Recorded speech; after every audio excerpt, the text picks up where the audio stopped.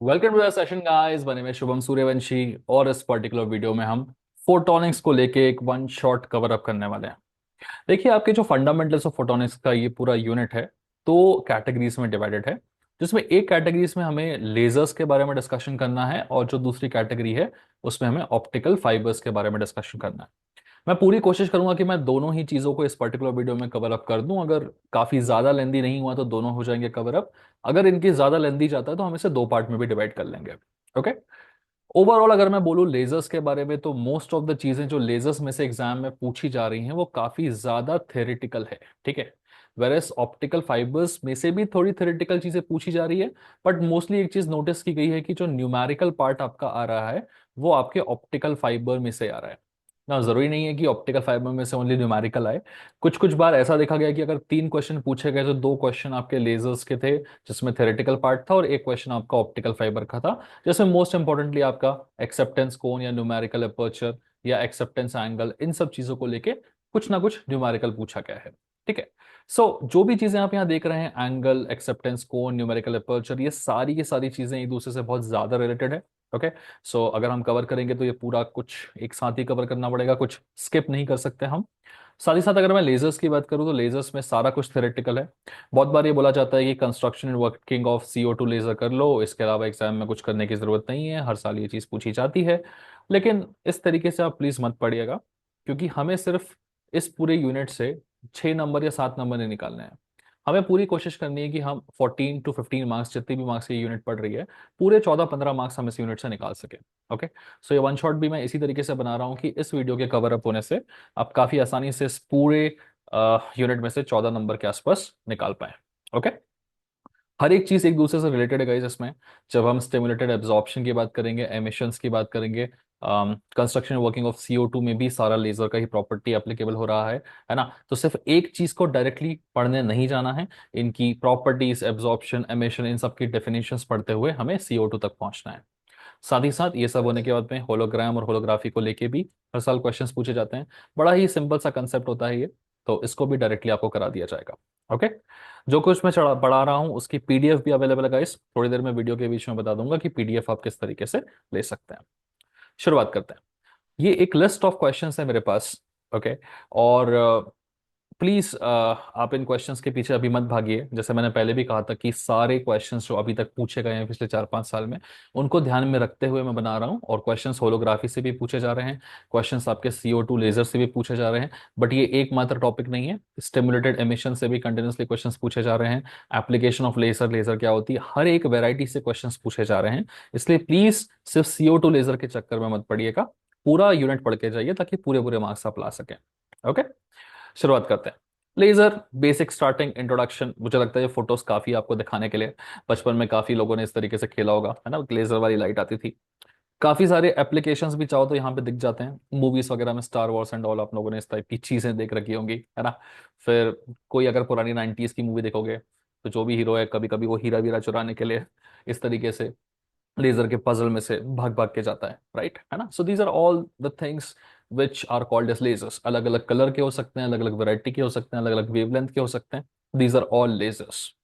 अभी lasers create कैसे हो रहे हैं, इन पे ही हमारा बहुत ज्यादा फोकस रहता है गाइस। ठीक है। इन जनरल सबसे फर्स्ट टाइप ऑफ क्वेश्चन जो एग्जाम में देखा जा सकता है वो है आपका, what is a laser and write the characteristics of this laser. ठीक है। देखिए, सिंपल है, इंडस्ट्रियल एप्लीकेशन के बारे में भी बात करता है।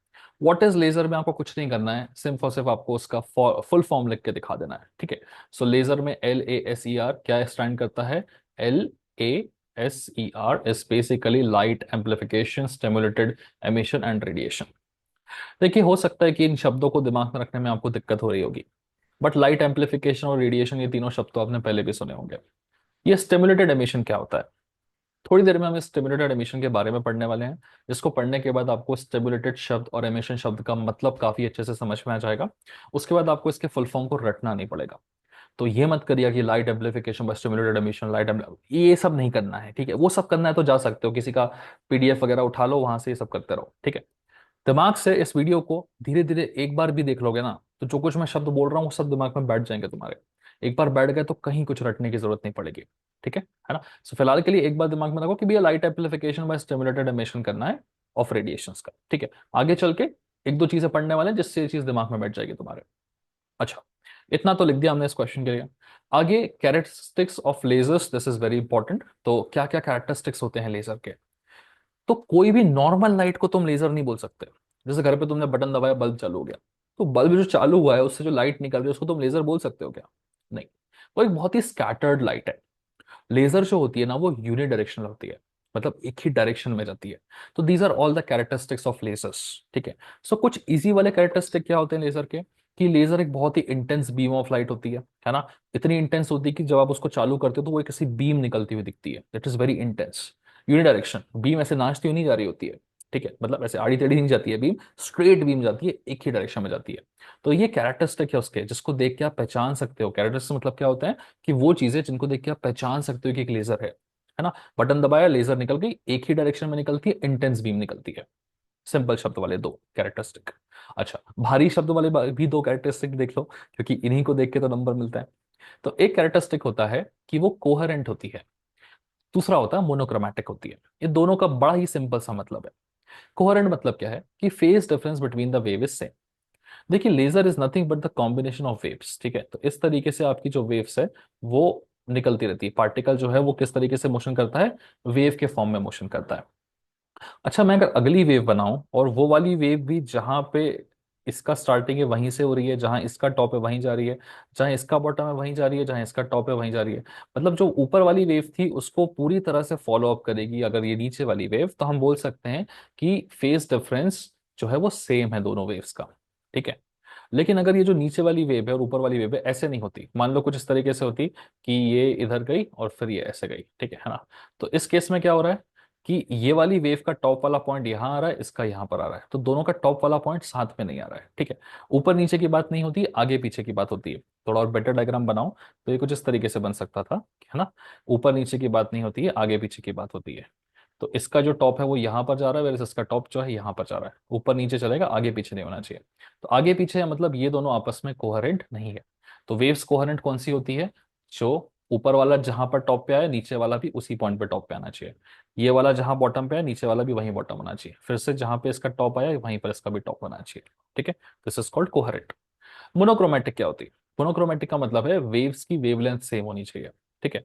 सो वेवलेंथ तो बड़ा आसान होता है यार किसी का भी निकालना। एक वेवलेंथ क्या होती है किसी वेव की? जैसे वेव यहां से शुरू हुई, यहां पहुंची, और यहां से शुरू की यहाँ। ठीक है। तो उसके एक स्टार्टिंग पॉइंट से लेकर एंड पॉइंट तक की लेंथ होती है वेवलेंथ। ठीक है ना। सो देखिए, वेव एक इस तरीके से बनी है, दूसरी वेव मान लीजिए थोड़ी छोटी बनी। ठीक है ना, कुछ इस तरीके से। ओके। सो दोनों ही वेव्स की वेवलेंथ सेम है, क्योंकि वेवलेंथ जो है वो पॉइंट टू पॉइंट मेजर की जाती है, उसकी कर्व की लेंथ से मेजर नहीं की जाती है। तो अगर दोनों वेव्स का स्टार्टिंग पॉइंट सेम है, दोनों वेव्स का एंडिंग पॉइंट सेम है, तो दोनों की वेवलेंथ सेम हो जाती है ना। ऑल्सो देखिए, जहां पे इसका टॉप जा रहा है वहां पर भी इसका भी टॉप जाएगा, जहां इसका बॉटम आ रहा है वहां पर भी इसका भी बॉटम आएगा, है ना। तो मतलब ये दोनों वेव्स क्या है? कोहेरेंट भी है। तो कोई भी वेव अगर मोनोक्रोमैटिक है तो वो कोहेरेंट भी हो जाती है। ओके, है ना। तो हम बोल सकते हैं कि दीज आर द प्रॉपर्टीज। देखिए, इतना डीप डाउन लेंदी हो रहा है ऐसे मत सोचिएगा, एक ही बार सुनना है बस। ठीक है। इसके बाद दोबारा कभी भी कोहेरेंट शब्द तुम्हारे दिमाग में आया, तुमको पता है इसका मीनिंग क्या है। ठीक है। शब्दों को रटने की जरूरत नहीं है। चार कैरेक्टरिस्टिक होते हैं भैया, इंटेंस यूनिडायरेक्शन होती है, एक जैसे ऊपर नीचे ऊपर नीचे ऊपर नीचे होते हैं, और एक ही लेंथ की होती है। कैरेक्टरिस्टिक चार, सॉर्टेड, खत्म। दोबारा कभी इसका पंखा पड़ेगा ही नहीं तुम्हारा। एग्जाम में भी अगर ये सवाल आता है तो तुम्हें एक दो तीन चार कैरेक्टरिस्टिक लिखनी है। ये कुछ एक रियलिस्टिक डायग्राम है जिसमें अलग अलग कलर से बनाया गया है शो करने के लिए। बट पता है तुम इस टाइप की फोटो तो एग्जाम में नहीं बना सकते। तो कुछ इस तरीके से तुम मोनोक्रोमैटिक, सॉरी, कोहेरेंट, और कुछ इस तरीके से मोनोक्रोमैटिक की फोटो एग्जाम में बना के आ जाना। डायग्राम बनाना बहुत जरूरी है हर क्वेश्चन के लिए। ठीक है। प्लीज अंडरस्टैंड गाइस, जो भी आप क्वेश्चन कर रहे हैं, फॉर एवरी क्वेश्चन आपका डायग्राम बनना चाहिए। ठीक है। अगर आप डायग्राम्स बनाते चलोगे नीट एंड क्लीन, तो एग्जामिनर फटाफट फटाफट तुम्हें नंबर देता हुआ चलेगा। ठीक है। सो पहला क्वेश्चन लेजर्स के बारे में, उसकी प्रॉपर्टीज के बारे में हो सकता है। इंडस्ट्रियल एप्लीकेशन में अभी नहीं बता रहा हूँ, towards the end of the lecture बता दूंगा। बिकॉज सारा कुछ लेक्चर देखने के बाद जब आप इंडस्ट्रियल एप्लीकेशन को देखोगे तो आपको समझ में आएगा कि हाँ वो इंडस्ट्री में अप्लाई कैसे हो पा रहा है। ठीक है। चलिए, एक वैरायटी एक प्रोडक्ट सॉर्टेड। आगे बढ़ते हैं। ये तीन शब्द हैं जो काफी कॉमनली, अगर आप कॉलेज वॉलेज जाते हो या कहीं से भी किसी पीडीएफ से इधर उधर से पढ़ाई कर रहे हो, तो आपने देखा होगा कि ये जो तीन शब्द हैं ये बहुत ज्यादा देखने को आते हैं, है ना। Stimulated absorption, spontaneous emission, stimulated emission. ठीक है, अभी इन तीनों को अगर आपको समझना है ना, बड़ा आसान होता है समझना। ठीक है, सो हम क्या करेंगे, इन शब्दों को थोड़ा ब्रेक करने की कोशिश करते हैं कि यार एब्जॉर्प्शन का मतलब क्या है, स्टिमुलेटेड का मतलब क्या है, एमिशन का मतलब क्या है, स्पॉन्टेनियस का मतलब क्या है। मीनिंग समझ में आ गया तो अंदर की कहानी ईजी है। लेकिन इनको समझने से पहले हमें जानना होगा कि यार ये ग्राउंड स्टेट क्या होती है, एक्साइटेड स्टेट क्या होती है, मेटास्टेबल स्टेट क्या होती है। रीजन क्या है? देखिए, जब आप किसी चीज को एनर्जी दोगे, वो एनर्जी को एब्जॉर्ब करेगा तो वो अपनी स्टेट चेंज करेगा। फिर वो अपनी एनर्जी को जब रिलीज करेगा, एमिट करेगा, है ना, तो वो अपनी स्टेट को फिर चेंज करेगा। तो जो स्टेट्स है उनके बारे में जानकारी होगी तभी आप इनके एब्जॉर्प्शन एमिशन के बारे में बता पाएंगे। स्टेट्स के बारे में जानकारी लेना बड़ा ही आसान होता है। आप चाहें तो शब्दों में अंग्रेजी लिखा हुआ आप उसे पढ़ सकते हैं। अंग्रेजी में ज्यादा नहीं जाना है तो सिंपल लॉजिक है। ग्राउंड स्टेट समझने का तरीका बड़ा सिंपल है। इसको जानते हो, जो फोटो दिख रही है यहाँ पे, थोड़ा थोड़ा याद आ रहा होगा, मूवीज वूवीज देखते होंगे तो। ठीक है, नहीं याद आ रहा तो फिर अभी तो याद आ जाएगा। कनेक्शन मिल गया? ठीक है, so this is the ground state guys, जिसमें lowest possible energy state of atom की होती है। राइट, ठीक है। नाउ इस स्टेट में वो अनलिमिटेड टाइम तक रह सकता है, कोई चिंता नहीं, बैनर बढ़िया बैनर बन के रहेगा। Nothing is strong with this. ठीक है, बट जैसे ही रेडिएशन वगैरह मिलती है उसको, वो तुरंत किस में कन्वर्ट हो जाता है, तुम्हारे हल्क में कन्वर्ट हो जाएगा। Correct, so this is the excited state. But पूरी मूवी में हमें थोड़ा सा 2-4 मिनट का ही हल्क देखने को मिलता है, राइट, बिकॉज एक्साइटेड स्टेट में ऑब्वियसली कोई चीज ज्यादा देर तक नहीं रह सकती। बट इन दोनों के बीच में एक स्टेट होती है ना, जिसमें काफी देर तक रहा जा सकता है। जैसे अब तुम्हें याद आ रहा होगा एंड गेम वाला हल्क, है ना। सो एंड गेम वाले हल्क को देखो तो वो इस पर्टिकुलर फॉर्म में है और वो काफी देर तक पूरी मूवी में इस तरीके से रहता है। हम इसे बोल सकते हैं मेटास्टेबल स्टेट, जो कि एग्जैक्टली इन दोनों के बीच की स्टेट है, जहां पर ज्यादा इसकी तरह अनस्टेबिलिटी भी नहीं है और ज्यादा इसकी तरह स्टेबलनेस भी नहीं है, something in between these two. ठीक है, so very simple example to understand it. अंग्रेजी लिखनी तो देख सकते हो। लोएस्ट पॉसिबल एनर्जी होती है, एटम काफी देर तक रह सकता है। बहुत ज्यादा एनर्जी होती है, ठीक है, शॉर्ट टाइम तक रह सकता है। एनर्जी कुछ इस तरीके से होती है कि ना ही ज्यादा अनस्टेबल है ना ही ग्राउंड स्टेट में है, और मेटअप स्टेबल स्टेट में भी अच्छे खासे टाइम तक जो है वो एटम्स रह सकते हैं। ठीक है, तो स्टेट्स के बारे में जानकारी मिल गई। अब चलते हैं, थोड़ा सा मेहनत करेंगे तो तुम्हारे एब्जॉर्प्शन एमिशन इन सब की बातें भी कर लेंगे। ठीक है, चलिए। सो अगर मैं एब्जॉर्प्शन एमिशन इन सब की बातें करूं, तुम्हारा ग्राउंड स्टेट है, तुम्हारा एक्साइटेड स्टेट है, ठीक है ना। तो बेसिकली होता क्या है इन तीनों में, स्टिमुलेटेड एब्जॉर्प्शन की बात करो, एमिशन की बात करो, या स्पॉन्टेनियस एमिशन की बात करो, कोई चीज तुम्हारी ग्राउंड स्टेट से एक्साइटेड स्टेट में जा रही होती है या तुम्हारे एक्साइटेड स्टेट से ग्राउंड स्टेट में जा रही होती है। ठीक है, उन्हीं केसेस में तुम्हारा एब्जॉर्प्शन होता है या फिर एमिशन होता है। अभी कोई चीज ग्राउंड स्टेट से एक्साइटेड में तभी जाएगी ना जब आप उसको बहुत सारी क्या प्रोवाइड करोगे, एनर्जी प्रोवाइड करोगे। एनर्जी जनरली रेडिएशंस के फॉर्म में प्रोवाइड की जाती है। ठीक है, तो जब भी आप किसी एलिमेंट पे बहुत सारा रेडिएशन डालोगे तो वो एब्जॉर्ब भी करेगा रेडिएशन को, एमिट भी करेगा, और दो अलग अलग तरीकों से एमिट करेगा। छोटा मोटा एमिशन नहीं होता है, अच्छा खासा एमिशन होता है। ठीक है, इस स्टिमुलेटेड शब्द का मैं तुम्हें मतलब समझा देता हूं। स्टिमुलेटेड शब्द स्टिमुलस से आता है। स्टिमुलस का मीनिंग क्या है? एक्सटर्नली कोई चीज जो अफेक्ट कर रही हो। फॉर एग्जाम्पल, मान लो कि तुम शांति से बैठे थे, मैं तुम्हें पढ़ा रहा था, मैंने आके तुम्हें थप्पड़ मार दिया। तो पहले तो तुम शुभम सर के आगे से सर गायब कर दोगे। ठीक है, तुम्हारा माइंड खराब हो जाएगा। तुम एक्सटर्नली, क्योंकि एक्सटर्नली किसी ने आके तुम्हें थप्पड़ मारा तो क्या हुआ, तुम हिल गए ना पूरी तरह से, यू जस्ट गॉट एक्साइटेड कि क्या हुआ ये करके। ठीक है, so just reach a certain stage. Correct, energy का एब्जॉर्प्शन हुआ तो ऑब्वियसली वो कहीं ना कहीं रिलीज होगा। मैं तो होने में तो भाग जाऊंगा, किसी और को मारोगे, something like that, just forget it. Emission of energy, absorption, something like that. ठीक है ना। सो स्टिमुलस क्या है? एक्सटर्नली कुछ आके करेगा, थप्पड़ मारेगा तो एक्सटर्नल एमिशन, एक्सटर्नल एब्जॉर्प्शन होगा एनर्जी का। फिर उसी वजह से एक्सटर्नल थप्पड़ मारा तो एक्सटर्नल एमिशन होगा। सो स्टिमुलस इज बेसिकली समथिंग जो एक्सटर्नली कुछ एमिट करता है तुम्हारे ऊपर। ठीक है, चलिए। ये सब लिखने के लिए नहीं आता है, आता है नहीं आता सब सेकेंडरी बात है, लेकिन आगे की चीजें समझने के लिए हमें इन शब्दों के मतलब पता होना चाहिए। पूरा यूनिट इस वीडियो में कवर हो रहा है। वीडियो बस ध्यान से सुन भी लोगे ना, कुछ पेन वेन चलाने की जरूरत नहीं है, सुन भी लोगे तो सब दिमाग में बढ़ जाएगा तुम्हारे। ओके, आगे बढ़ते हैं। तो इन जनरल स्टिमुलेटेड एब्जॉर्प्शन काम कैसे करता है? देखो मैं तुम्हें बता दूं, ये सारे सवाल जो हैं वो पहले भी एग्जाम्स में पूछे जा चुके हैं। ठीक है ना। कोई 2 नंबर में पूछा गया है, कोई 3 नंबर में पूछा गया है। अलग अलग यूनिवर्सिटीज में अलग अलग चीजें जो है वो पूछी जा रही हैं। फ्रैंकली जब ये एमिशन एब्जॉर्प्शन के क्वेश्चन पूछे जाते हैं तो जनरली देखा गया कि ये तीनों क्वेश्चंस की डेफिनेशन एक साथ पूछी जाती है, ठीक है। और जनरली वो 3 मार्क्स के लिए पूछ लेता है, कभी कभी हो सकता है कभी कभी 5 मार्क्स के लिए पूछ ले, बट ये सब पूछता है वो, ठीक है ना। तो पता होना चाहिए क्या लिखना है, कैसे लिखना है, कितना लिखना है, वो भी तुम्हें दिखाऊंगा मैं, डोंट वरी अबाउट दिस, ठीक है। सो आगे है तुम्हारा नेक्स्ट, स्टिमुलेटेड एब्जॉर्प्शन। क्या होता है स्टिमुलेटेड एब्जॉर्प्शन? देखिए नॉर्मली जो एटम होता है बढ़िया तरीके से अपने ग्राउंड स्टेट में बैठा होता है, ओके। फिर तुमने क्या किया, रेडिएशन डाली यहाँ बहुत सारी एटम्स में। तो रेडिएशन डालना इज बेसिकली लाइक कि तुम बहुत सारे फोटॉन्स उसको फेंक के मार रहे हो, ठीक है। तो रेडिएशन इंपार्ट करने का मतलब ये नहीं कि लाइट जला रहे हो वहां पे। लाइट जलाना, रेडिएशन डालना इज बेसिकली बहुत सारे फोटॉन्स को बम्बार्ड करना, ठीक है। तो तुम बहुत सारे फोटोन फेंक के मारोगे तो जो इंसिडेंट फोटोन है वो आके एटम से टकराएगा, अपनी बहुत सारी एनर्जी लेके आ रहा है फोटोन, वो एनर्जी एटम को ट्रांसफर करेगा, एटम हो जाएगा एक्साइटेड। तो एटम कहाँ पहुंच गया, ग्राउंड स्टेट से एक्साइटेड स्टेट पे। ग्राउंड स्टेट पे वो एक इवन एनर्जी लेवल पे था, वहां से वो एक E2 एनर्जी लेवल पे पहुंचा है। तो ये डिफरेंस उतना ही एनर्जी होता है जितनी एनर्जी इस फोटोन के पास होती है ना। तो मान लो इस फोटोन के पास में 1 जूल ऑफ एनर्जी है, तो वो 1 जूल ऑफ एनर्जी से E1 से E2 तक पहुंचे, मतलब इन दोनों की एनर्जी का डिफरेंस 1 जूल होगा। तो जितनी एनर्जी होती है उतनी एनर्जी फोटोन इसको दे देता है एटम को, एटम हो जाता है एक्साइटेड, ठीक है। तो एटम ने क्या किया, एनर्जी को एब्जॉर्ब किया, उसको बोलते हैं स्टिमुलेटेड एब्जॉर्प्शन। अब ऐसा तो नहीं लिख के आओगे कि फोटोन फेंक के मारा है, राइट। उसको एग्जाम में प्रॉपर तरीके से लिखना पड़ेगा, साथ ही साथ हमें ये भी बताना पड़ेगा कि यार ये जो प्रोसेस हो रहा है स्टिमुलेटेड एब्जॉर्प्शन का वो किन चीजों पर डिपेंड करता है। दो ही चीजों पर डिपेंड करता है। तुम फोटोन फेंक के मार रहे हो तो जितने ज्यादा फोटोन है तुम्हारा उतना ज्यादा अपना एब्जॉर्प्शन होगा। और दूसरा, कितने सारे ग्राउंड स्टेट पे एटम्स अवेलेबल है तुम्हारे पास, तो जितनी ज्यादा डेंसिटी होगी, ठीक है ना, उतने ज्यादा आपके एब्जॉर्प्शन होंगे, है ना। सो यहाँ पे जितने ज्यादा एटम उतना ज्यादा एब्जॉर्प्शन, यहाँ पे जितने ज्यादा फोटॉन्स उतने ज्यादा एब्जॉर्प्शन। सो इंसिडेंट फिल्म की डेंसिटी मतलब यहाँ से फेंकने वालों की डेंसिटी और number of atoms in the ground state, इन दोनों चीजों पे ही डिपेंड, दो ही तो चीजें हैं तो दोनों पे डिपेंड करेगा, ठीक है। चलो आगे बढ़ते हैं। नेक्स्ट है तुम्हारा, इस चीज को प्रॉपर अंग्रेजी में किस तरीके से लिखना है।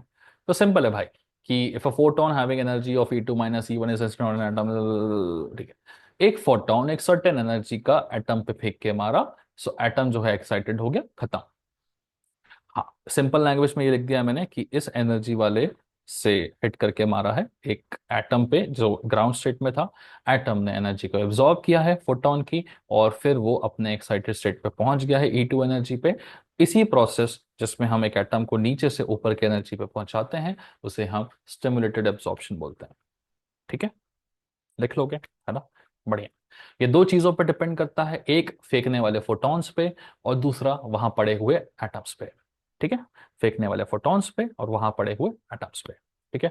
अब ये जो कुछ मैं तुम्हें दे रहा हूं यहाँ दिखा रहा हूँ यूट्यूब पे, तुम अगर इन सब चीजों को एक्सेस करना चाहते हो तो ये जो कुछ एग्जैक्टली जो तुम्हारे सामने दिख रहे हैं ये सारे नोट्स प्रॉपर तरीके से बना के मैंने एप्लीकेशन में डाल दिए हैं, ठीक है ना। उस एप्लीकेशन का लिंक इस वीडियो के डिस्क्रिप्शन में है, वहां जाइए, डिस्क्रिप्शन पे क्लिक करिए। क्लिक करने के बाद में आप एप्लीकेशन पर डाउनलोड कर सकते हैं, वहां जाके फिजिक्स पे क्लिक करिएगा, इंजीनियरिंग फिजिक्स में आपको सारे पीडीएफ्स मिल जाएंगे।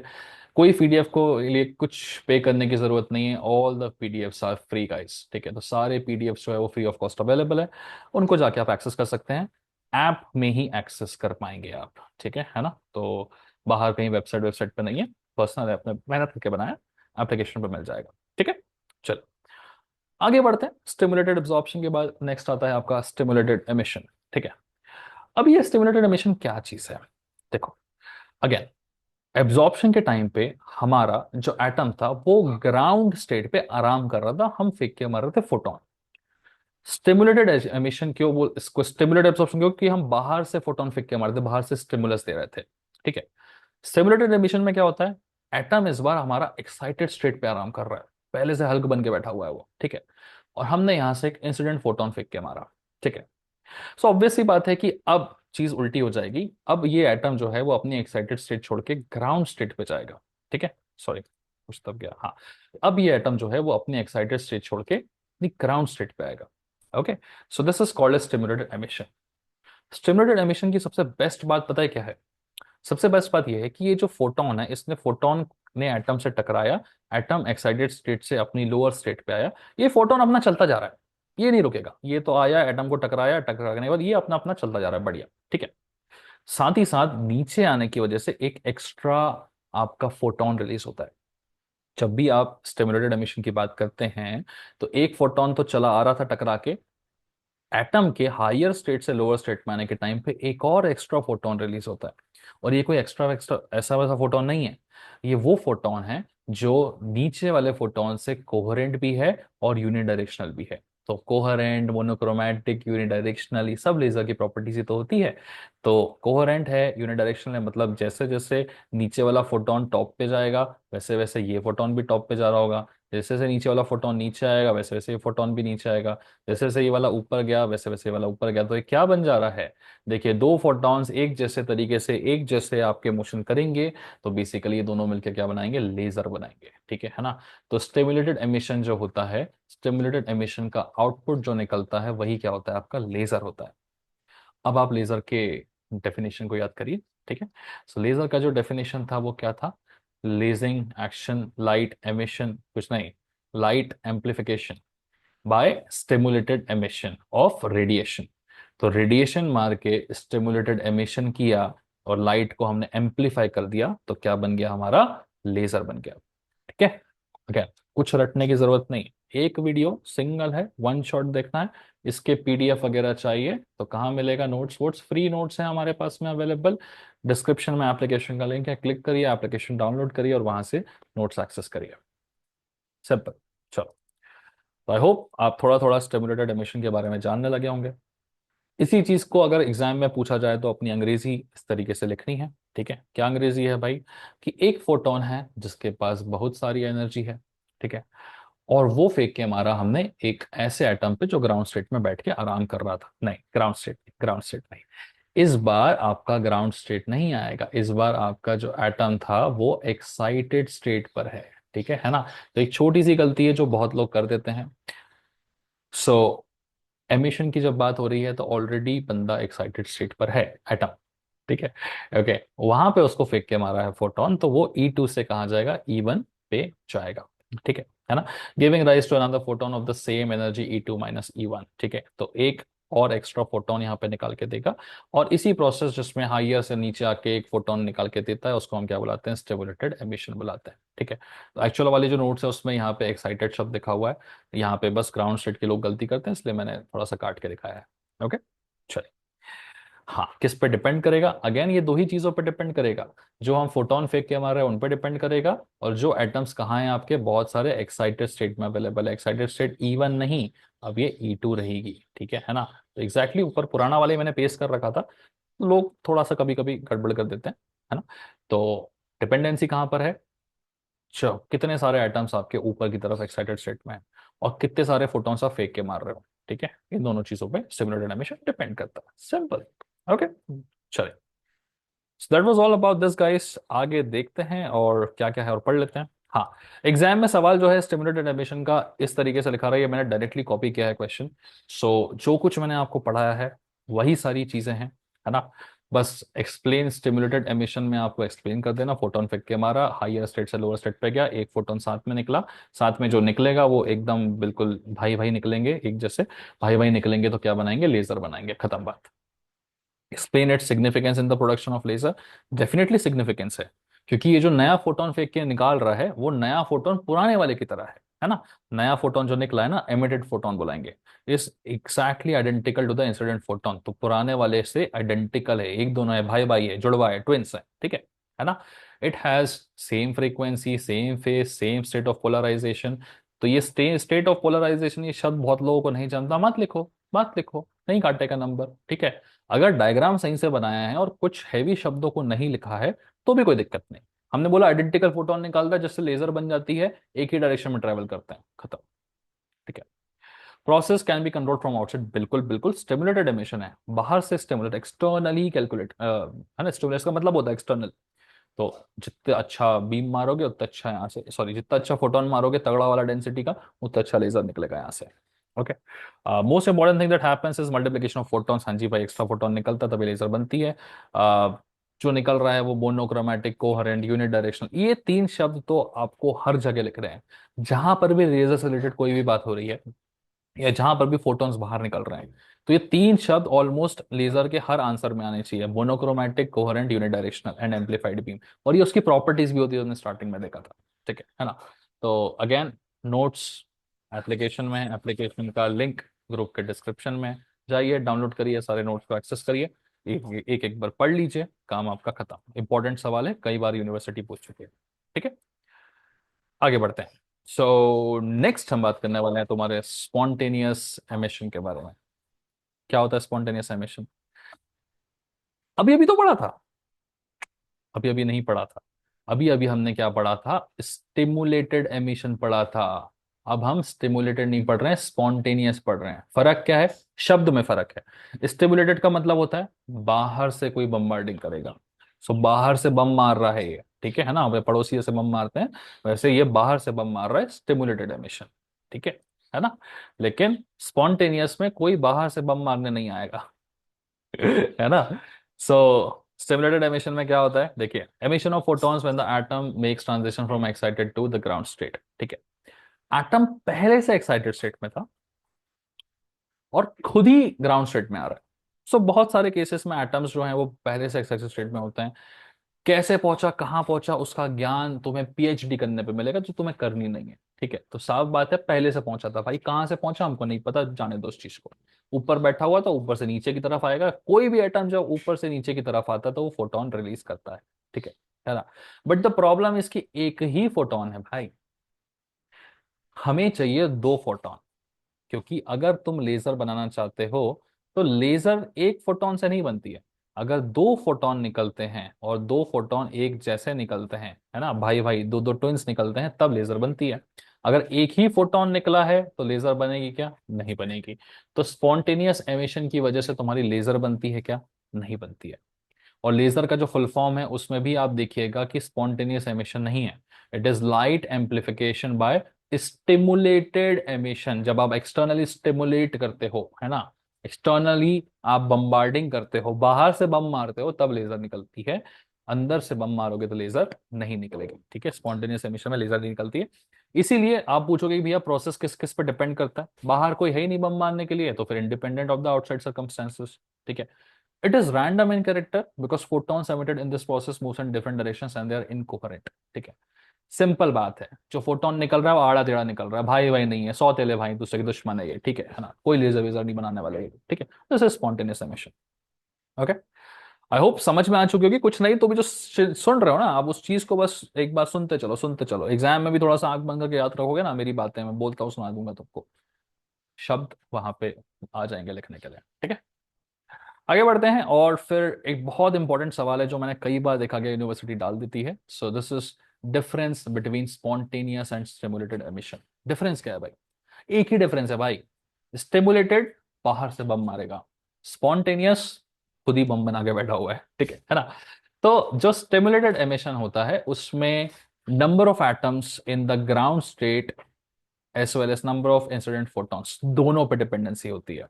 क्यों? क्योंकि बाहर से कोई बम मारेगा, अंदर वाले एक्साइटेड होंगे, और फिर बम बम मार के बम बढ़िया लेजर निकलेगी यहाँ से। ठीक है।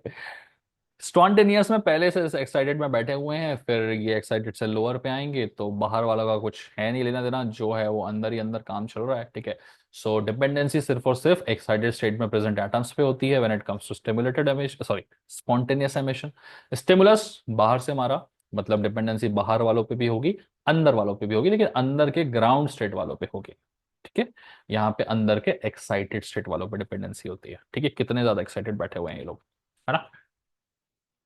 ठीक है, चलो। सो आई होप इसको तुम समझ चुके होंगे बढ़िया तरीके से, है ना। आगे आगे बढ़ते हैं, बढ़ते हैं, आगे बढ़ते हैं। ठीक है। पॉपुलेशन इन्वर्जन भाई, बढ़िया, बहुत बढ़िया सी चीज है ये। ठीक है।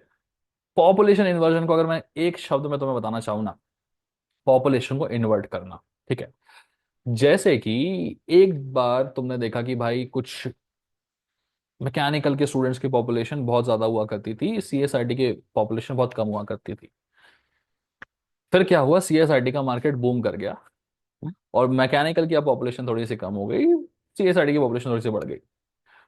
क्या पता कुछ सालों बाद मैकेनिकल का मार्केट फिर बूम हो जाए, सरकार बहुत सारी इंडस्ट्रीज खोल दे, वहां पे बहुत सारे मैकेनिकल इंजीनियर्स की रिक्वायरमेंट आ जाए, तो फिर मैकेनिकल के बच्चों की फिर पॉपुलेशन बढ़ जाएगी, सीएस वालों की फिर कम हो जाएगी। तो एक की बढ़ना दूसरे की कम होना, इस लाइक पॉपुलेशन इन्वर्ट हो जाना, दिस इज पॉपुलेशन इन्वर्शन, आसान शब्दों में। ठीक है, यहाँ देखना चाहो तो यार आप ऐसे देख सकते हो कि यार एक समय था जब लोअर एनर्जी स्टेट में बहुत सारे एटम बैठे हुआ करते थे, हायर एनर्जी स्टेट में बहुत कम बैठे हुआ करते थे।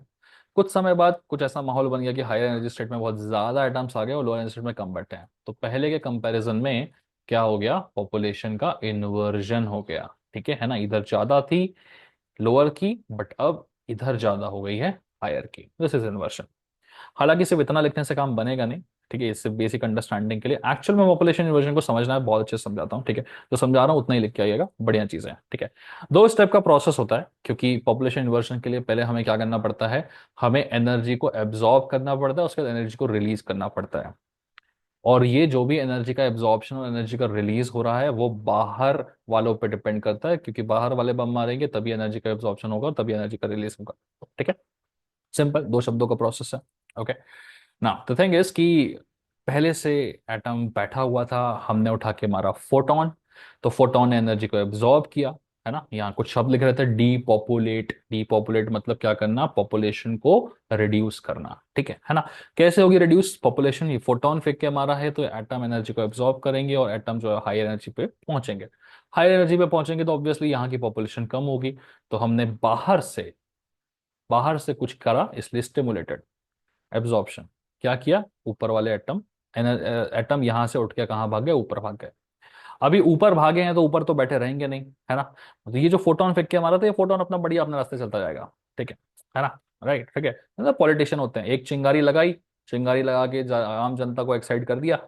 ठीक है, वो आम जनता लड़के लड़ते एकदम फुल गुस्से में, वो पॉलिटिशियन वहां चुपचाप निकल गया यहाँ पे। ठीक है, हाँ। आगे बढ़े एक्साइटेड स्टेट पे। एक्साइटेड स्टेट से फिर कुछ समय बाद जनता जब लड़के लड़के थक जाएगी तो वो जनता वापस नीचे आएगी ठंडी होके। ठीक है ना, पॉलिटिशियन तो निकल चुका बढ़िया से, लेकिन जब जनता ठंडी होके नीचे आएगी तो कुछ तो उन्होंने कांड कर रखे होंगे। तो जो एनर्जी उनके पास आ गई थी वो कहीं ना कहीं रिलीज होके निकल रही होगी, तो वो रिलीज होते होते क्या करेगी, एक फोटोन छोड़ता भेजेगी। This is like that. ठीक है ना, फोटोन फेंक के मारा, तो जो फेंक के फोटोन मारा था वो अपना बढ़िया पतली गली से निकल लिया। ये एटम एक्साइटेड हुआ था, एक्साइटेड होने के बाद में उसने अपनी एनर्जी को रिलीज किया था, रिलीज करने के टाइम पे उसने एक एक्स्ट्रा फोटोन रिलीज किया था। और जो एक्स्ट्रा फोटोन उसने रिलीज किया था वो ऑब्वियसली वही चीज है जो हमने थोड़ी देर पहले किया था, वही प्रोसेस हो रहा है अभी भी। ठीक है, तो एक जैसे फोटोन भाई भाई निकलेंगे और लेजर बनता जाएगा। ठीक है, सो पॉपुलेशन इन्वर्जन एक बहुत बड़ा कारण है लेजिंग एक्शन के लिए, लेजर बनाने के लिए, है ना। अब बस पॉपुलेशन इन्वर्जन हम इसको बोल क्यों रहे हैं, क्योंकि जब भी हम ये कर रहे थे ये सब कुछ, तो एक मोमेंट था जब शांति से बैठने वाले आम जनता बहुत ज्यादा थी और उधम मचाने वाले लोग बहुत कम थे। ये आके चिंगारी लगा के गया, तो अब, है ना, मस्ती करने वाली, तोड़फोड़ मचाने वाली जनता बाहर बहुत ज्यादा हो गई, और अब आम जनता जो कुछ नहीं करना चाहती है वो थोड़ी कम हो गई। ठीक है ना, सो पॉपुलेशन का इन्वर्जन हो गया, है ना। सीधे लोग ज्यादा थे, अब हरामी लोग ज्यादा हो गए, काइंड ऑफ। ठीक है, so this is how you can just remember this thing. Okay, हाँ, ये सब चीजें तुम एग्जाम में लिख के मत आना, ठीक है ना, कार्ड देगा एग्जाम में तुम्हारी चीज है। तो तुम्हें क्या करना है कि थोड़ा सा अच्छे शब्दों में लिखना है, तो अच्छे शब्दों में इस तरीके से लिखना है।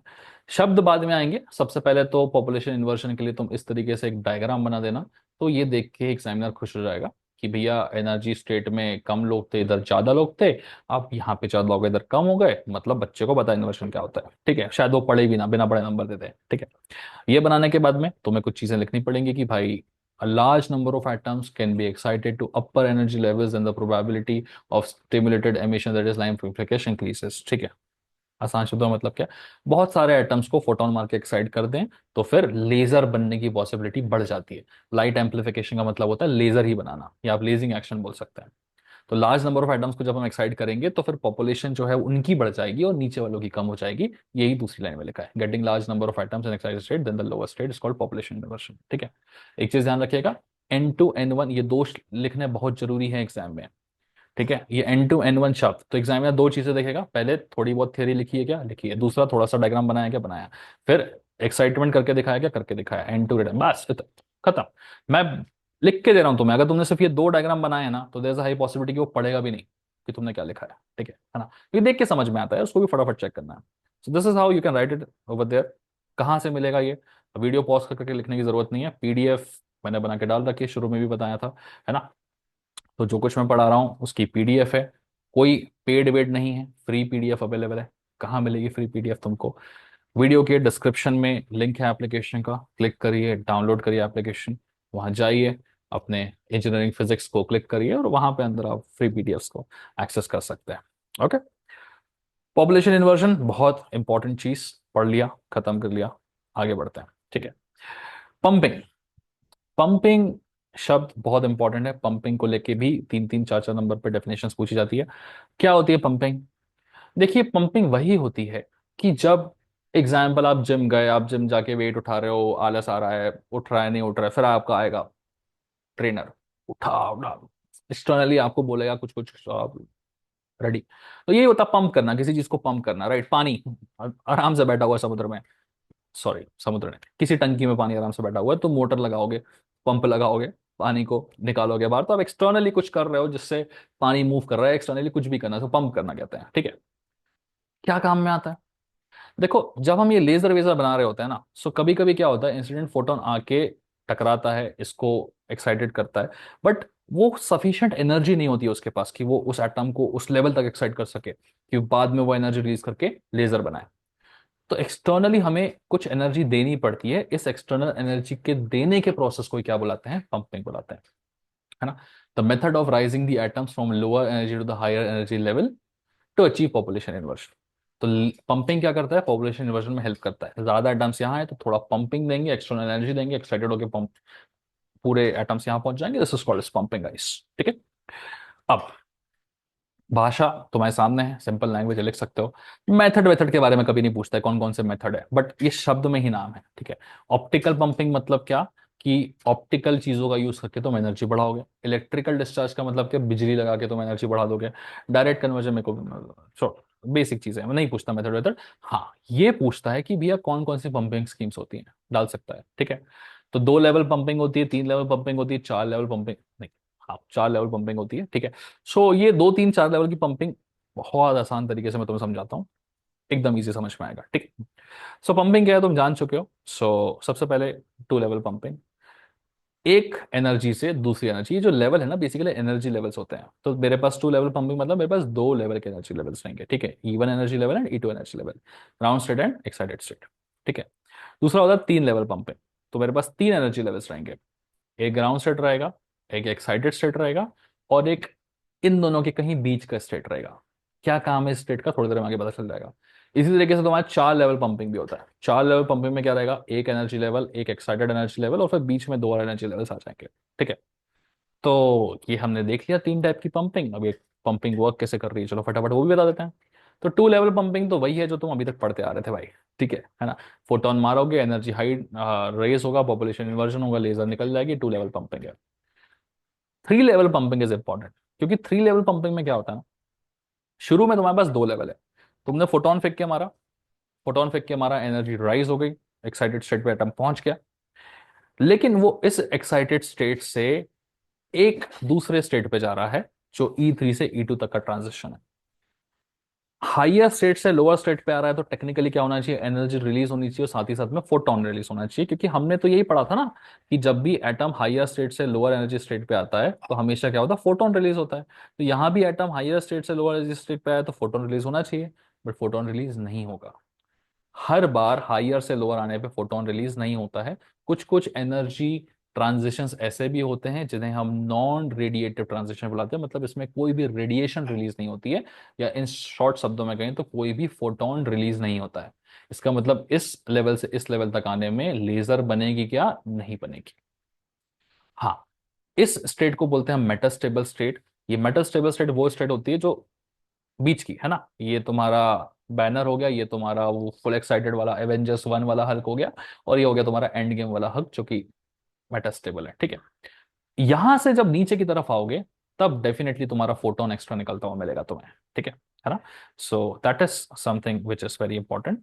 तो 3 लेवल पंपिंग में हमें एक लेवल और मिल जाता है एनर्जी का, क्योंकि इस एक लेवल में क्या होता है, जनरली आपका नॉन रेडिएटिव ट्रांजिशन होता है। फिर ये इस E2 वाले लेवल से जब तुम E1 पे जाओगे, है ना, ग्राउंड स्टेट पे, तो तुम्हें फोटोन निकलता मिलेगा। ठीक है। So that is 3 level pumping.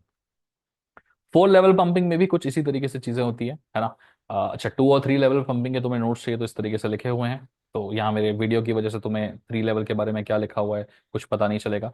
But लिखा हुआ ये है कि भैया 3 लेवल्स होते हैं, पहले लेवल से तीसरे पे पहुंचाते हैं, तीसरे से दूसरे का जो ट्रांजिशन होता है वो बिना फोटोन का ट्रांजेक्शन होता है, और दूसरे से जब पहले पे आते हो वापस तब आपका फोटोन वाला ट्रांजेक्शन होता है जिससे लेजर निकलती है। सिंपल, ठीक है। वही चीज यहाँ लिखी हुई है। तो अगर प्रॉपर नोट्स चाहिए है तो वीडियो के डिस्क्रिप्शन में एप्लीकेशन का लिंक है, एप्लीकेशन डाउनलोड कर लीजिएगा। जो लोग पूरा वीडियो देख रहे हैं माफ कीजिएगा, मुझे बार बार बोलना पड़ता है बिकॉज बहुत लोग इसे फॉरवर्ड कर करके देखते हैं, फिर मुझे मैसेज कर करके पूछते हैं नोट्स कहाँ है, नोट्स कहाँ है। सो इसलिए मैं बता दे रहा हूँ यहाँ पे डायरेक्टली, ठीक है ना। सो वीडियो के डिस्क्रिप्शन में एप्लीकेशन का लिंक है, क्लिक करिए, डाउनलोड करिए, नोट्स एक्सेस करिए, ठीक है।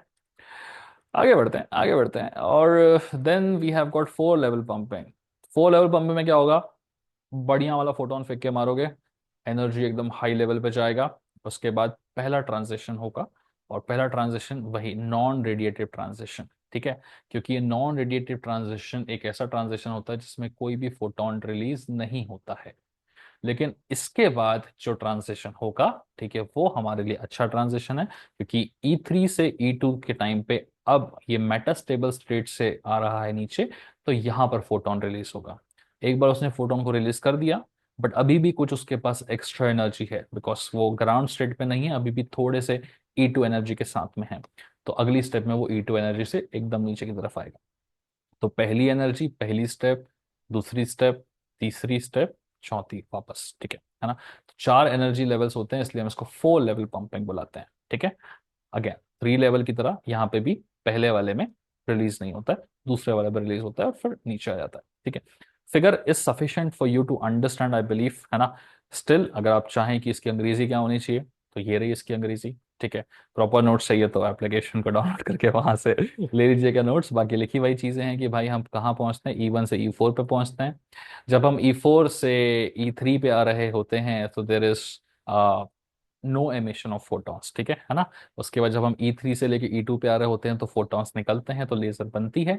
फिर E2 से हम वापस E1 पे आते हैं तो again there is no emission of photons, ठीक है। तो एक ही बार में लेजर बनती है E3 से E2 में, बाकी कहीं पर भी लेजर नहीं बनती है। ओके, आगे बढ़ते हैं, आगे बढ़ते हैं। एक बहुत इंपॉर्टेंट चीज है जिसका नाम है तुम्हारा ऑप्टिकल रेजोनेटर, ठीक है। आसान शब्दों में बोलूं तो हमने अभी तक लेजर बनाना सीखा है, ठीक है। तो ये एक डिवाइस है जो लेजर बना के दे देगा। समझ में आया। हमने लेजर बनाने का प्रोसेस सीख लिया है, किसी और इंसान ने भी सीख लिया होगा प्रोसेस, और फिर उसने एक डिवाइस बना दी जो लेजर बना के दे देगा, और उस डिवाइस का नाम रख दिया उसने ऑप्टिकल रेजोनेटर, ठीक है। हाँ। नाम क्यों रखा है, क्योंकि जिस तरीके से डिवाइस लेजर बना रही है उस डिवाइस के अंदर एक टाइप का मोशन बार बार बार बार हो रहा है, ठीक है। एक ही टाइप का मोशन बार बार बार बार हो रहा है, इसलिए उसने उसको रेजोनेटर का नाम दे दिया है, ठीक है ना। ज्यादा डेप्थ में नहीं जाएंगे इसके, ठीक है। करता क्या है भाई साहब, करता वही है कि जो प्रोसेस हम सीख के आए हैं ना, जिसमें आप एक फोटोन फेंक के मारते हैं जो कि एक्साइटेड स्टेट पे जाता है एटम को, फिर एटम एक्साइटेड स्टेट से नीचे आता है और एक एक्स्ट्रा फोटोन रिलीज करता है, 2 फोटोन मिलकर लेजर बना देते हैं। यही प्रोसेस हो रहा होता है, बट इस प्रोसेस को एक डिवाइस के अंदर किया जाता है जिसका नाम हमने ऑप्टिकल रेजोनेटर दिया है। तो उस डिवाइस को बनाने के लिए आपको कुछ चीजें लगेंगी। आपको एक ऐसा मिरर लगेगा जो हाईली रिफ्लेक्टिव मिरर हो, जो हर एक चीज को टकरा कर रिफ्लेक्ट कर दे। दूसरा एक ऐसा मिरर लगेगा आपको जो कि पार्शियली रिफ्लेक्टिंग हो, मतलब हर चीज को रिफ्लेक्ट ना करे। पार्शियल रिफ्लेक्शन मतलब क्या हुआ कि कुछ चीजों को ये रिफ्लेक्ट करेगा, कुछ चीजों को जाने देगा आगे की तरफ। एक तरीके से एक फिल्टर समझ लो। होता क्या है कि हम नीचे से पंपिंग करते हैं, क्योंकि पंपिंग हमको पता है एक्सटर्नल एनर्जी प्रोवाइड करते हैं। तो जब पंपिंग हम करते हैं तो उस वजह से क्या होता है कि जो एटम्स आपके ग्राउंड स्टेट में वो एक्साइटेड स्टेट में पहुंचते हैं। फिर एक्साइटेड स्टेट से वो वापस जब नॉर्मल स्टेज पे आते हैं तो वो फोटोन रिलीज करते हैं। ये 2-3 फोटॉन्स मिलके एक जैसा हमें लेजर बना के देते हैं। तो कुछ लेजर्स जो हैं वो पास होके निकलेगी यहां से, क्योंकि पार्शियल है, सब कुछ पास नहीं होगा, सारे फोटॉन्स पास नहीं होंगे, कुछ फोटॉन्स पास होके निकलेंगे, तो एक लेजर बीम्स बनेगी। बाकी के फोटॉन्स क्या करेंगे, वो टकराने के बाद में रिफ्लेक्ट हो जाएंगे। तो रिफ्लेक्ट होके वापस इधर जाएंगे। तो जब ये इधर की तरफ जा रहे होंगे तो because it is a highly reflecting mirror, तो ये इधर जाने के बाद में वापस यहाँ पे टकराएंगे, यहां से टकरा के फिर निकलेंगे। क्योंकि ये एक्साइटेड स्टेट में है, तो क्या करेंगे, ये वापस अपने एटम्स में टकराएंगे। एटम्स में टकराने के बाद एटम्स अपनी एनर्जी को रिलीज करेंगे, फिर एक्स्ट्रा कोई फोटोन निकलेगा। अब वो दूसरे वाले फोटोन के साथ में मिलके अगर बाहर निकल पाए तो ठीक है, नहीं निकल पाए तो टकरा के ये रिफ्लेक्ट करेगा, रिफ्लेक्ट करके फिर इधर टकराएगा। तो इसे एक प्रोसेस चल रहा होता है। तो कुछ फोटॉन्स दूसरों के साथ मिलकर लेजर बना के निकल जाते हैं, कुछ निकल पाते हैं, कुछ नहीं निकल पाते हैं। सब क्यों नहीं निकल रहे हैं, सब इसलिए नहीं निकल रहे हैं क्योंकि ये पार्शियली रिफ्लेक्टिंग मिरर है। ठीक है। अच्छा, क्या वो इसको पार्शियली रिफ्लेक्टिंग मिरर की जगह पे ऐसा नहीं बना सकता था कि सारे के सारे फोटॉन्स निकल जाए? देखो, अगर सारे फोटॉन्स निकल जाते तो हमें बहुत ज्यादा पंपिंग करनी पड़ती। अभी क्या है, सारे फोटॉन्स नहीं निकल रहे हैं तो कुछ फोटॉन्स रिफ्लेक्ट बैक कर रहे हैं। कुछ फोटॉन्स रिफ्लेक्ट बैक कर रहे हैं तो फिर वही फोटॉन्स यहाँ टकरा के इनमें वापस टकरा रहे हैं। तो हमें रिफ्लेक्शन की वजह से कुछ एक्स्ट्रा फोटॉन्स यहाँ से मिल जा रहे हैं टकरा टकरा के, जो कि कंटिन्यूसली इस प्रोसेस को ऑटो पायलट तरीके से चलाने में हेल्प कर रहे हैं। ठीक है, तो रिफ्लेक्शन जरूरी है कि थोड़ा रिफ्लेक्शन की वजह से फोटॉन्स इधर आके टकराते हैं और फिर वापस स्टिमुलेशन करने में हेल्प करते हैं। तो पंपिंग उतनी ज्यादा नहीं करनी पड़ती, थोड़ी पंपिंग कर दी तो कुछ इलेक्ट्रॉन्स, कुछ फोटॉन्स बाहर निकलेंगे लेजर बना के, कुछ फोटॉन्स यहाँ पे टकराते रहेंगे और फिर कंटिन्यूस लेजिंग एक्शन कॉज होता रहेगा। ठीक है, just to get it more efficient, right. ये तो मैंने बताया कि काम कैसे करता है। अंग्रेजी क्या लिखनी है उसकी, ये रही तुम्हारी अंग्रेजी, कि एक ऑप्टिकल रेजोनेटर में एक होता है बड़ा मिरर, एक होता है हाईली रिफ्लेक्टिंग मिरर, एक होता है पार्शियली रिफ्लेक्टिंग मिरर। ठीक है। एक होता है एक्टिव मीडियम जहां पे इलेक्ट्रॉन्स खेल रहे होते हैं, जहां हम पंपिंग करते हैं, इलेक्ट्रॉन्स एकदम एक्साइटेड हो जाते हैं, एनर्जी एनर्जी रिलीज करते हैं, फोटोन बाहर निकलता है, लेजिंग लेजिंग एक्शन होता है। फिर कुछ इलेक्ट्रॉन फोटॉन्स क्या करते हैं, पार्शियल रिफ्लेक्टिंग मिरर से बाहर आ जाते हैं लेजर बनाते हुए, और कुछ जो होते हैं वो रिफ्लेक्ट बैक हो जाते हैं। जो रिफ्लेक्ट बैक हो रहे होते हैं वो दोनों मिरर्स के बीच में बाउंसिंग बाउंसिंग कर रहे होते हैं। ठीक है। और उस वजह से क्या होता है कि और एटम्स से वो फोटॉन्स टकराते हैं और एटम्स एक्साइट होते हैं, फिर और एटम्स एक्साइटेड से नीचे की तरफ आते हैं, फिर और लेजर निकलती है। This is how the resonator actually works. ठीक है, खत्म भाई साहब। आगे बढ़ते हैं, अगले चीज क्या है हमारे पास, CO2 लेजर है भाई, सबसे इंपॉर्टेंट टॉपिक, जिसके पीछे सब एकदम ऐसे पड़ा हुआ है। CO2 लेजर पड़ा हुआ है, वही लिख के आना है। ठीक है। CO2 लेजर को मैं दिखा के डायग्राम तुम्हें स्टेप बाय स्टेप चीजें पढ़ा दूंगा, लेकिन लेकिन सबसे पहले समझ लो CO2 लेजर के अंदर चल क्या रहा है, क्योंकि जो चल रहा है वही लिख के आना है तुम्हें एग्जाम में। ठीक है ना। तो यहाँ पे तुम्हें CO2 गैस दिखेगी, N2 गैस दिखेगी, अलग सा फिगर दिख रहा होगा, तुम्हारे दिमाग में आ रहा होगा कि इस फिगर को मैं 4 बार बना के देख लूंगा और मेरे को ये फिगर रट लूंगा। रटने की कोई जरूरत नहीं इस फिगर को। देखो कैसे बनाना है। सबसे पहले समझो कि यार CO2 लेजर में क्या क्या चीजें हैं। तो सबसे पहले तो CO2 लेजर में तुम्हारे पास है एक डब्बा। उस डब्बे के अंदर तुम्हारे पास एक गैस, कौन सी वाली गैस है, CO2 गैस। फिर तुमने और एक गैस डाली, नाइट्रोजन गैस। या हो सकता है कि एक पाइप में दोनों गैस को मिक्स करके डाल दिया। ठीक है ना। तो जनरली जिन पाइप्स के थ्रू तुम गैसेस को मिक्स करके डालते हो उन्हें हम वैक्यूम बम्स बुलाते हैं। ठीक है, तो उसके थ्रू तुमने CO2 N2 भर भर के डाल दिया। ठीक है। फिर तुमने बोला कि यार थोड़ा चुटकी भर स्वादानुसार हीलियम भी डाल दिया तुमने। ठीक है ना। हीलियम बस कुछ ज्यादा काम नहीं करता, हीलियम थोड़ा सा, हीलियम माचिस लगाने का काम करता है एक तरीके से, जो जो भी काम चल रहा है उसको और एक्साइट करने का काम करता है। काम बेसिकली CO2 N2 के बीच में हो रहा होता है। तो ये जो तुमने इस डब्बे के अंदर गैसेस भर भर के डाली है पंप के थ्रू, अब अगर तुम इस डब्बे के बाहर लगा दोगे क्या, एक बैटरी। बैटरी के लगाने से क्या होगा कि बैटरी से होगा करंट का सप्लाई, करंट के सप्लाई है ना, एक पॉजिटिव होता है एक नेगेटिव होता है, तो तुम एक को एनोड बुलाओगे, एक को डी कैथोड बुलाओगे, मैं एनोड डी कोड बोलने वाला था। एक को एनोड बुलाओगे, एक को कैथोड बुलाओगे, तो इलेक्ट्रिक डिस्चार्ज की जरूरत है हमें। ठीक है ना। सो जैसे ही तुम बैटरी लगाओगे यहाँ पे, सबसे पहले नाइट्रोजन एटम्स जो है वो फुल्ली एकदम एक्साइटेड हो जाएंगे, बिकॉज बैटरी लगने की वजह से नाइट्रोजन एटम्स को बहुत सारी एनर्जी मिलती है। ठीक है। तो इनको बहुत सारी एनर्जी होगी तो ये पगला के इधर उधर घूमते रहेंगे। ठीक है, तो इधर उधर घूमेंगे, ये जाके सीधे सीधे CO2 एटम्स को भड़ाभड़ जाके टक्कर मारना शुरू करेंगे। ठीक है। तो ये जितना बम्बार्डिंग करेंगे CO2 एटम्स में, तो CO2 एटम्स के पास उतनी ज्यादा एनर्जी आएगी। तो CO2 एटम्स अपनी एनर्जी जो है लेने की वजह से CO2 एटम्स जो है एकदम आपके एक्साइटेड स्टेट में पहुंच जाएंगे। उसके बाद जब CO2 एटम्स आपके एक्साइटेड स्टेट से नीचे की तरफ आएंगे तो वो अपने फोटॉन्स को रिलीज करेंगे, और एक जैसे फोटॉन्स निकलने की वजह से आपको लेजिंग एक्शन मिलेगा।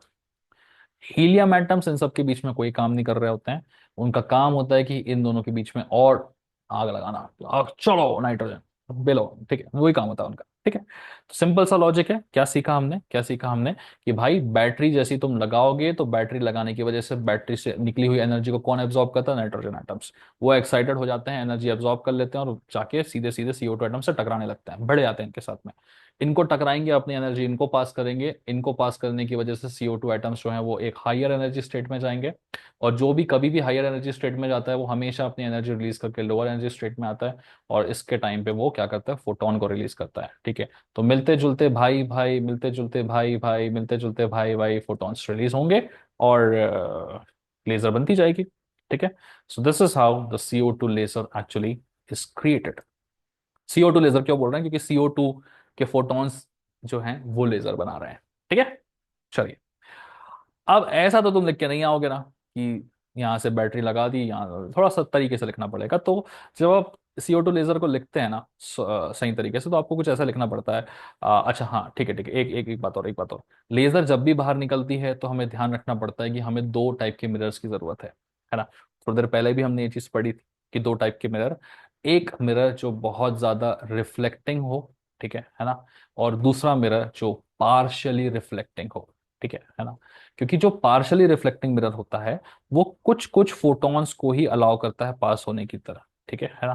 क्योंकि वो कुछ कुछ फोटॉन्स को ही पास होने के लिए अलाउ करता है, तो उनसे तो लेजर आपकी जो है वो बन जाती है, ठीक है। लेकिन जो बाकी फोटॉन्स हैं वो टकरा टकरा के क्या कर रहे होते हैं, आपके रिफ्लेक्ट हो रहे होते हैं पीछे की तरफ, ठीक है। तो जितना CO2 वाले पीछे की तरफ रिफ्लेक्ट होंगे वो और नॉन एक्साइटेड एटम्स को टच करेंगे, उनको एक्साइट करेंगे, फिर वो यहाँ पे रिफ्लेक्टिंग मिरर में टकराएंगे, टकराने के बाद में फिर यहाँ से रिफ्लेक्ट होंगे, तो अंदर की तरफ वही चीज चलती रहेगी जो थोड़ी देर पहले हमने ऑप्टिकल रिजोल्यूटर में देखा था। तो क्योंकि एक तरीके से ये चीजें वही हो रही जो ऑप्टिकल रिजोल्यूटर में देखा था, तो हम बोल सकते हैं कि भैया CO2 लेजर के कंस्ट्रक्शन में हम ऑप्टिकल रिजोनेटर का ही यूज कर रहे हैं, ठीक है। यही तो हो रहा है जो ऑप्टिकल रेजोनेटर में हो रहा था, तो ये भी एक ऑप्टिकल रेजोनेटर ही हो गया, करेक्ट है ना। तो एक ऑप्टिकल रेजोनेटर, उसके अंदर हमने एक्टिव मीडियम प्रोवाइड किया। एक्टिव मीडियम मतलब वो मीडियम जिसमें CO2 N2 और H हीलियम है, ठीक है। तो ये सारे गैसेस हमने पंप के थ्रू सप्लाई कर रखे हैं, ठीक है। और हमें मिरर्स की जरूरत है यहाँ पे, ठीक है। एक पार्शियली रिफ्लेक्टिव जहां से लेजर निकलेगी, दूसरा प्योरली रिफ्लेक्टिव जो कि फोटॉन्स के रिफ्लेक्शन में हेल्प करेगा, ठीक है। इलेक्ट्रिकल डिस्चार्ज, बिजली लगाओगे तभी ये सब प्रोसेस स्टार्ट होगा। और फिर ब्रूस्टर विंडो, फ्रैंकली मुझे भी नहीं पता ये क्यों है, कुछ काम तो होगा इसका। तो एक ही चीज है जो क्यों है हमें नहीं पता, तो लिख देना ब्रूस्टर विंडो, ठीक ठीक। चाहो तो तुम एग्जैक्टली जैसा मैंने फिगर बनाया ऐसा फिगर बना के भी एग्जाम में दिखा सकते हो, ठीक है। अदरवाइज जो बुक्स वुक्स में कॉमनली फिगर बना रहता है तुम उसे भी बना के दिखा सकते हो, जो कि ये वाला फिगर है तुम्हारा, ठीक है ना। What ever you feel comfortable, तुम्हें बस दिखाना है कि चीजें एक्सिस्टेंस करती है ना। अब तुम्हें कंस्ट्रक्शन के लिए लग रही चीजों को रटने की जरूरत नहीं है, तुमको पता है कि हमें ये चीजें लगती है कंस्ट्रक्शन में, ठीक है ना। पंप लगते हैं गैस प्रोवाइड करने के लिए, मिरर लगता है एक रिफ्लेक्शन के लिए, एक लेजर क्रिएट करने के लिए, बिजली लगती है नाइट्रोजन के एटम को एक्साइट करने के लिए। इसका भूल जाओ, लिख देना बस हाँ लगता है करके, ठीक है। एक्टिव मीडियम लगता है क्योंकि उस मीडियम में नाइट्रोजन CO2 एक साथ के लड़ सकें, खेल सकें। ऑप्टिकल रेजोनेटर वही डिवाइस होती है जिसमें ये सब खेलते हैं और फिर एनर्जी रिलीज करते हैं। So these are all things are required again, ठीक है ना। तो इनका जो जो काम है वो यहाँ पे लिखा हुआ है, तो आप चाहें तो अगर आप इसको प्रॉपर नोट्स के फॉर्म में देखना चाहते हैं तो नोट्स कहाँ अवेलेबल है, तो इस वीडियो के नीचे एप्लीकेशन का लिंक है, वहाँ क्लिक करिए, डाउनलोड करिए एप्लीकेशन को, वहाँ जाके अपने पैटर्न को सिलेक्ट करिए, 2019 24 जो भी आपका पैटर्न है। वहाँ पे जाने के बाद आप फिजिक्स में क्लिक करिएगा, फिजिक्स में नीचे की तरफ आपको नोट्स मिल जाएंगे। प्लीज अंडरस्टैंड ये सारे के सारे नोट्स फ्री हैं, कुछ पे करने की जरूरत है नहीं। These are free PDFs available in the application only, वहां जाके उठा सकते हो आप, ठीक है। पूरे वीडियो में एक चीज बोलना भूल गया हूँ भाई, लाइक शेयर सब्सक्राइब कर लेना, मेरी आदत नहीं है, मैं भूल जाता हूँ। सो इस पार्ट में बोल रहा हूँ, लाइक शेयर सब्सक्राइब जरूर करिएगा, बहुत मेहनत से बना रहा हूँ भाई, ठीक है। और भी वन शॉट्स लेके आऊंगा, यूनिट 1 2 3 4 5 सबके वन शॉट्स लेके आऊंगा। फिजिक्स के बाद मेरा इलेक्ट्रॉनिक्स का भी प्लान है, केमिस्ट्री का भी प्लान है, BEE का भी प्लान है। तो जितना हो सके बनाएंगे, लेकिन रिस्पॉन्स आना चाहिए भाई, सब्सक्राइबर्स बढ़ेंगे, वीडियोस में लाइक्स आएगा, शेयर आएगा, चीजें बढ़ेंगे, मोटिवेशन मिलता है, तो बना देंगे, ठीक है ना। Here comes the working. Working वही है जो मैंने तुम्हें लिख के बताया था, बट वर्किंग में तुम्हें कुछ और चीजें भी ऐड अप करनी पड़ेगी, ठीक है। सबसे पहले याद करो, बिजली लगाई थी, नाइट्रोजन के एटम एक्साइटेड हुए थे, वो जाके टकराए थे CO2 के एटम के साथ में, CO2 के एटम ने एनर्जी रिलीज की थी और लेजर बन गई थी, यही हुआ था, ठीक है। अब इस चीज को एनर्जी के फॉर्मेट में बनता हुआ देखो, ठीक है। एनर्जी के फॉर्मेट में अगर तुम बनता हुआ देखोगे तो ऐसा है कि नाइट्रोजन के एटम आराम से बैठे हुए थे, नाइट्रोजन के एटम आराम से बैठे हुए थे, हमने बिजली लगाई, बैटरी लगाई, नाइट्रोजन के एटम हो गए एक्साइटेड। तो अब नाइट्रोजन के एटम्स जो है वो एक्साइटेड स्टेट में है। एक्साइटेड स्टेट में होने की वजह से वो नाइट्रोजन के एटम्स क्या करेंगे, कोलिजन के थ्रू CO2 के एटम से टकराएंगे। तो CO2 का जो एटम है एकदम लोअर स्टेट पर बैठा हुआ है, नाइट्रोजन का हायर स्टेट का एटम उसको टकराएगा, टकराने की वजह से वो CO2 के एटम पे एनर्जी ट्रांसफर करेगा अपनी, है ना, this is energy transferred by the collision. तो CO2 का एटम जो है वो अब एक्साइटेड हो जाएगा, ठीक है। तो CO2 का एटम जब एक्साइटेड होता है तो वो दो तरीके से अपनी एनर्जी रिलीज करता है, ठीक है ना। अगर ये फिगर सही से नहीं दिख रहा हो, थोड़ा वीडियो छोटा करता हूँ। एक, अगर वो इस लेवल से इस लेवल पे आएगा तो एक टाइप की एनर्जी रिलीज होगी, दूसरा वो इस लेवल से अगर इस लेवल पे आएगा तो दूसरी टाइप की। तो जब E5 से E4 आ रहा है, एनर्जी रिलीज करता हो, फोटॉन्स को रिलीज करता हो, तो हमें जो लेजर मिलेगी वो इस वेवलेंथ की मिलेगी। और अगर वो इससे यहां कूद जाता है डायरेक्टली, तो हमें जो लेजर मिलेगी वो थोड़ी सी कम वेवलेंथ की मिलेगी। समझ में आया? सो दो अलग अलग टाइप की हमें लेजर्स मिल सकती है, ये वाली लेजर एज वेल एज ये वाली लेजर, डिपेंडिंग ऑन कि आपका जो ऊपर वाला CO2 एटम है वो कितने लेवल पे नीचे आ रहा है।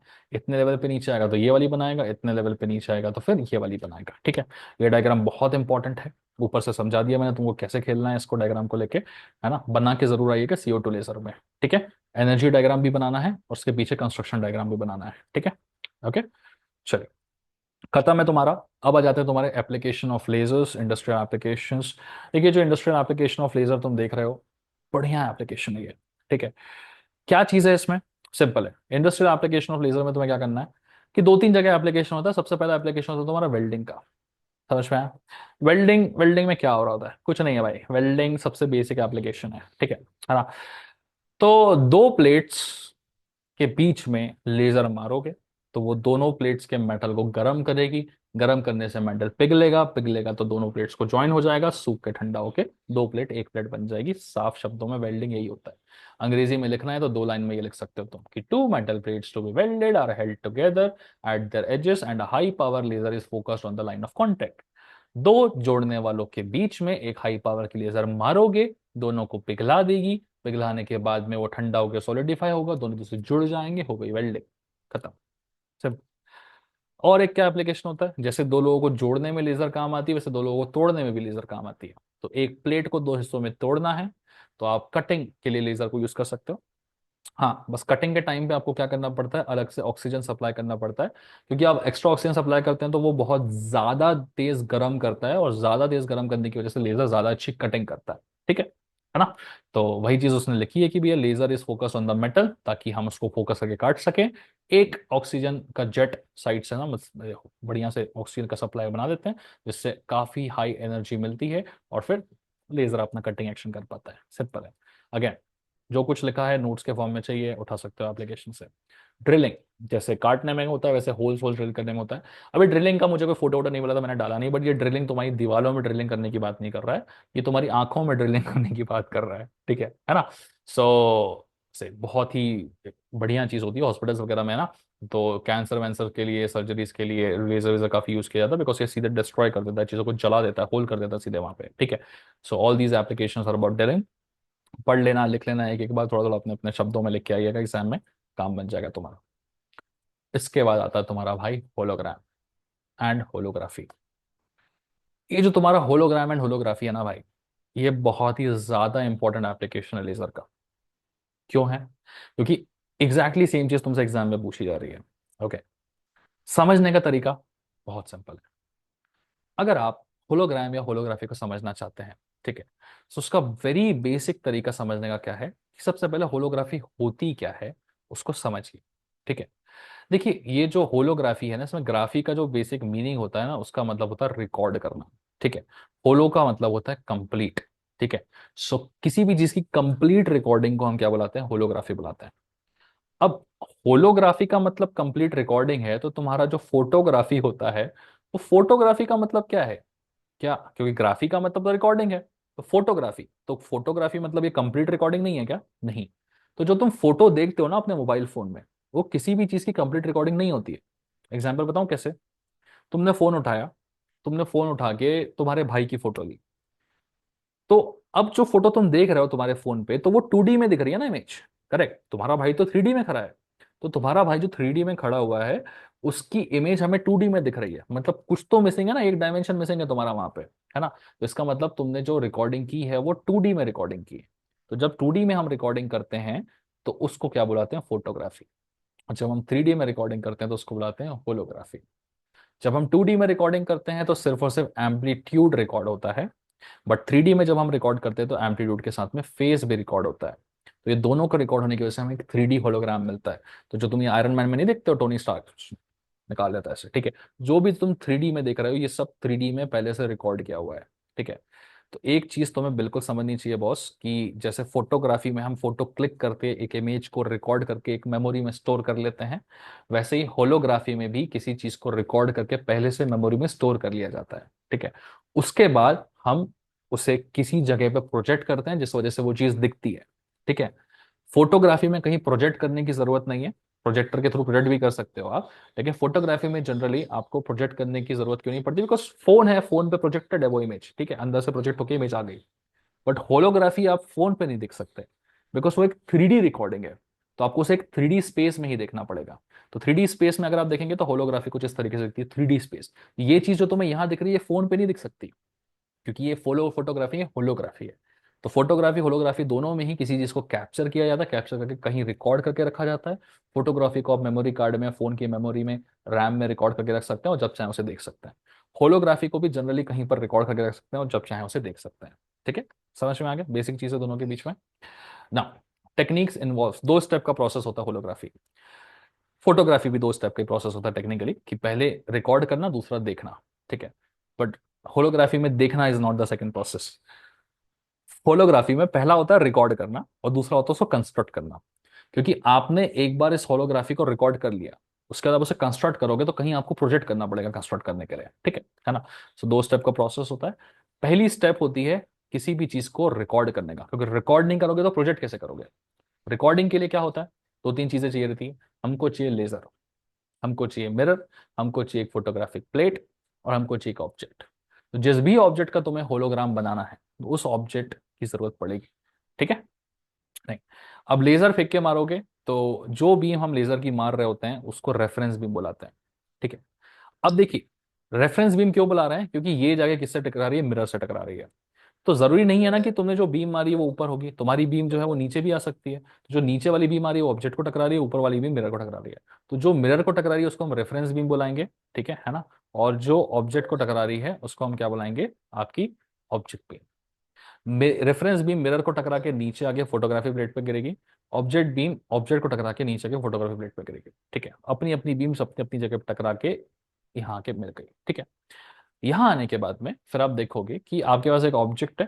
ठीक है। उस ऑब्जेक्ट का प्रोजेक्शन जो है वो उस फोटोग्राफिक प्लेट में आ चुका है। यहाँ जो प्रोजेक्शन आता है ना वो कुछ इस तरीके से आता है, black and white, black and white, black and white, है ना। मैंने यहाँ पे ग्रे एंड व्हाइट दिख रहा है, बट एक तरीके से मैं आपको ब्लैक एंड व्हाइट दिखाना चाह रहा हूँ।